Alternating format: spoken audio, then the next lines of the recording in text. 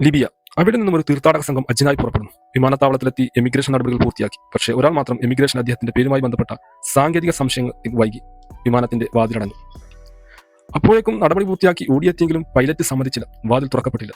ആമിറില്ലാതെ വിമാനം ജിദ്ദയിലേക്ക് പുറപ്പെട്ടു. പിന്നീട് നടന്ന സംഭവങ്ങളാണ് അറബ് ലോകത്ത് ആമിറിന്റെ സംഭവകഥ വൈറലാക്കിയത്.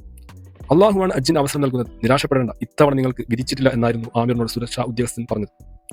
ആമിറിന്റെ മറുപടി ഇതായിരുന്നു: ഞാൻ ഹജ്ജിന് നിയ്യത്തെടുത്തവനാണ്, അള്ളാഹു നിശ്ചയിച്ചാൽ ഞാൻ പോയിരിക്കും. പിന്നീട് നടന്ന സംഭവങ്ങളാണ് ആമിറിനെയും അറബ് ലോകത്തെയും അത്ഭുതപ്പെടുത്തിയത്.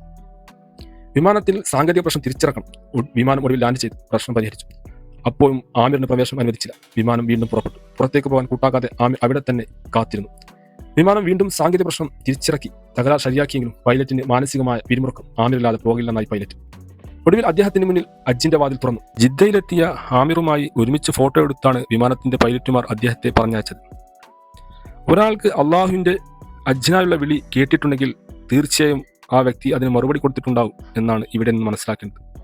നമ്മൾ എത്ര അതിനെ അമിതമായി ആഗ്രഹിച്ചിട്ടുണ്ടോ, അള്ളാഹു അത് വിധിച്ചിട്ടുണ്ടെങ്കിൽ അത് തീർച്ചയായും നടക്കപ്പെടും.